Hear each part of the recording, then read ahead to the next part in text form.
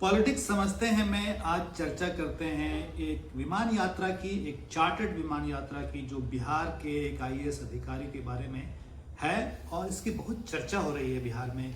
पहले तो नाम नहीं बताया गया, फिर बताया गया कि ये डॉक्टर नीलेश रामचंद्र देवरे हैं, जिनको हम आमतौर पर डॉक्टर नीलेश देवरे कहते हैं।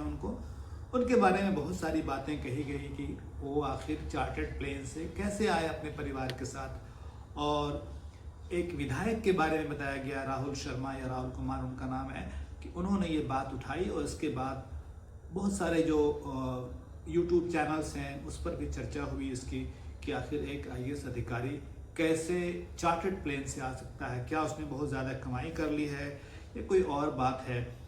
फिर इसमें जब मैंने कई चीज़ों को देखने की कोशिश की तो थोड़ा समझने की कोशिश की मैंने कि आखिर उनके ऊपर इल्ज़ाम क्या है। इसको कहा गया कि ये बहुत बड़ा खुलासा है, सनसनीखेज खुलासा है। खुलासा वैसे सही लफ्ज़ है नहीं, मतलब कि बहुत बड़ा एक्सपोजे है, बहुत बड़ा रहस्योद्घाटन है, राज फाश करना है। वैसे खुलासा आप जानते हैं कि सही लफ्ज़ नहीं है इसके लिए। बहरहाल तो बात ये बताई गई कि वो आईएएस अधिकारी अपनी पत्नी और अपनी पुत्री के साथ चार्टर्ड प्लेन में से आए वो, और ये भी कहा गया कि उनके पास पैसा कहाँ से इसके लिए आया, जहाज़ का मॉडल बताया गया, ये बताया गया कि अप्रूवल कहाँ से लिया गया, खर्च किसने दिया, इस तरह की पूरी कहानी उसमें बताई गई और लंबी लंबी लोगों ने बातें की। उसमें जो है ये भी कहा गया कि जब नीतीश कुमार और दूसरे बड़े नेता जब नहीं चार्टर्ड प्लेन से चलते हैं, मतलब निजी कामों के लिए, ऐसे तो चलते ही हैं, तो इनके पास इतना कहाँ से पैसा आया। और बहुत सारी बात हुई, उनके पैसों के बारे में चर्चा लोगों ने की कि कैसे उनकी शुरू की आमदनी क्या थी या शुरू की संपत्ति क्या थी, बाद में संपत्ति क्या हुई, बहुत सारे बातें की गई, कोर्ट की भी बात आई। ये सब ये बताने के लिए कि उनके पास कई विभाग थे, मतलब वो कई विभाग के अधिकारी थे एक साथ, जो ये बताया गया उसके ज़रिए कि इनको ये कितने पावरफुल हैं, कितने शक्तिशाली हैं कि इनको इतने पद एक साथ दिए जाते हैं। और फिर हाई कोर्ट के बारे में या कोर्ट के बारे में जो केस हुआ है उनके आरोपों के बारे में बताया गया। उन आरोपों का विस्तार से उस पर चर्चा हुई, लेकिन उसमें ये पता नहीं चल पाया कि दरअसल उस कोर्ट में जो मामला दर्ज किया गया था उसमें फैसला क्या आया। तो अब जो है इतनी बातें आपने सुन ली, मैं एक बार फिर से दोहरा देता हूँ कि डॉक्टर नीलेश रामचंद्र देवरे आईएएस अधिकारी हैं 2011 के, और वो कई पदों पर रहे, सिविल एविएशन में भी रहे, और जो दवाओं की खरीदारी होती है सरकारी स्तर पर और दूसरे आधारभूत संरचनाओं की खरीदारी होती है उसके भी वो मैनेजिंग डायरेक्टर रहे। तो जो आरोप मैंने सुना कि हाई कोर्ट में लगाया गया है वो बताया गया कि उन्होंने जो मेडिकल वेस्ट के लिए बिन आता है, डस्टबिन, वो बहुत पैसे में उन्होंने खरीदे और इससे कोई 70 करोड़ रुपए का नुकसान हुआ है। खैर अब मालूम करना है कि हाई कोर्ट का क्या फैसला उस पर आया है या आएगा, लेकिन जो इसके आगे की दास्तान है वो अब मुझसे आप सुन सकते हैं।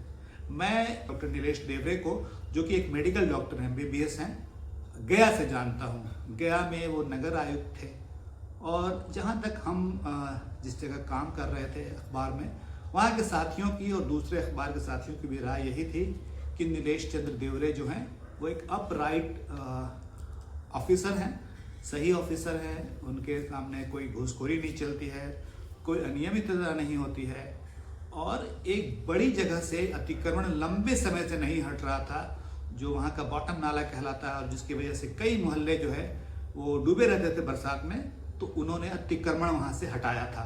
तो मैं उस वजह से उनको जानता हूँ, इसके अलावा मेरी मुलाकात नहीं है उनसे, तो इसलिए मेरी दिलचस्पी थी कि एक ऐसे ईमानदार ऑफिसर के बारे में ये कहानी क्यों हुई। तो सबसे पहली बात ये बतानी है इसमें, इस दास्तान में, कि यह मामला कब का है।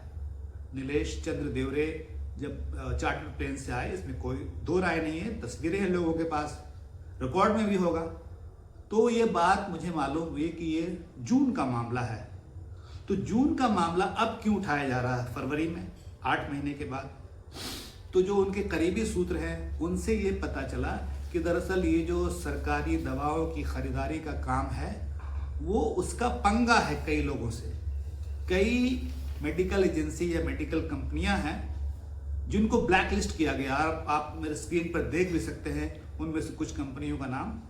तो शायद ये अंदाज़ा लगाया जा रहा है कि इसके पीछे वही कंपनियां हैं जो चाहती हैं कि ये दोबारा वहाँ ना जाएं या उनका जो मामला है वो पकड़ में ना आए, इसके लिए ये सब किया जा रहा है। वरना बिहार में आईएएस अधिकारी के खिलाफ इस तरह का माहौल आम तौर पर बनाने में पत्रकारों को आगे नहीं देखा जाता है, यूट्यूबर्स को आगे नहीं देखा जाता है। तो इसके पीछे ये भी पता लगाने की ज़रूरत है कि आखिर नीलेश चंद्र देवरे जब आए चार्टर प्लेन से तो क्या उसका भुगतान उन्होंने किया, उनके पास कितनी संपत्ति है नहीं है, इसकी जांच एक अलग विषय है। इसकी जांच की जा सकती है, रिकॉर्ड है, कोई छिपी हुई बात नहीं होनी भी चाहिए। अगर सरकार को लगेगा या किसी और को लगेगा तो उसकी जांच कराई जा सकती है।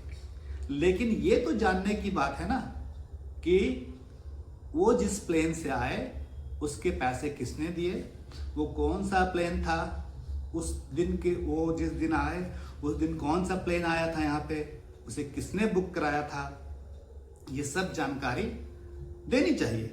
लोग इसकी जानकारी नहीं दे रहे हैं। लोग ये नहीं बता रहे हैं कि वो 6 महीने पहले या 8 महीने पहले यहाँ आए थे, तो 8 महीने पहले की बात को अब उठाने का क्या मतलब है। ऐसा लोगों को शक है कि कहीं इसके पीछे जो दवा माफिया है, जो सब स्टैंडर्ड दवाएं देते हैं अस्पतालों में, या जो और आधारभूत संरचना है, उनका हाथ तो नहीं है। मैंने कम से कम एक केस देखा हाई कोर्ट में जिसमें 6 रिस्पोंडेंट्स हैं, 6 प्रतिवादी हैं बिहार सरकार की तरफ से और 2 वादी हैं। उनके केस को, और ये केस नंबर है 17509 2025 का। मैं केस नंबर फिर से दोहराता हूँ, आप स्क्रीन पे भी देख सकते हैं 17509। और इसमें जो है जो फैसला आया उसकी आखिरी लाइन में पढ़ के सुनाता हूँ आपको। We find no merit in the present writ application, it is accordingly dismissed. ये केस जो है इस तरह का आया था हाई कोर्ट में, जो मैंने नंबर बताया वो केस तो खारिज हो चुका है, वो केस तो डिसमिस हो चुका है। अब जो कोई और केस है उसके बारे में फैसले के बाद कोई अब तक नहीं आई है। हाँ, इस बीच में ये खबर ज़रूर आई कि सरकारी स्तर पर पिछले दिनों बिहार में दवाओं का जो वितरण हुआ है वो देश में बहुत अच्छा माना गया, उसे काफ़ी अच्छा प्रदर्शन रहा, शायद अव्वल रहा। तो ये देखने की ज़रूरत है कि एक आईएएस अधिकारी जो इसलिए मशहूर था कि उसने सब स्टैंडर्ड कंपनियों को ब्लैक लिस्ट किया, वो अगर चार्टर प्लेन से आता है तो उसको मुद्दा 8 महीने बाद क्यों बनाया जाता है। उसकी संपत्ति के बारे में इतनी चर्चा जब होती है तो ये मालूम करना चाहिए कि वो सही है, गलत तरीके से हासिल की गई संपत्ति है। ये सब तो जांच की जा सकती है, लेकिन ये ज़रूर बताना चाहिए कि आखिर वो जिस दिन उस चार्टर प्लेन से आए उस चार्टर्ड प्लेन को किसने बुक किया था, क्या नीलेश चंद्र देवरे ने उसके पैसे दिए, उसका रिकॉर्ड तो होगा, एयरपोर्ट पर होगा, विभाग के पास होगा, तो उसको मालूम करना चाहिए। वैसे अगर एक अपराइट अधिकारी है, एक कड़क अधिकारी है, एक सही अधिकारी है, तो उसको बेवजह तंग करना भी सही नहीं मालूम होता है। दोनों बात है, अगर इस अधिकारी ने गलत काम किया है तो उसकी जांच होनी चाहिए, और अगर इसके पीछे माफिया है, इसके पीछे जो दवा बेचने वाली कंपनियां हैं जो चाहती हैं कि उनकी किसी भी तरह की दवाएं बिक जाए, सरकार खरीद ले। आप जानते हैं कि बिहार की कई दवा कंपनियों को साउथ के जो राज्य हैं वहाँ पे बैन किया गया है, खास के कफ सिरप के बारे में आप जानते ही होंगे। तो आज की बात यहीं पर ख़त्म करते हैं। आपसे गुजारिश है कि इस मामले में आप अपनी राय ज़रूर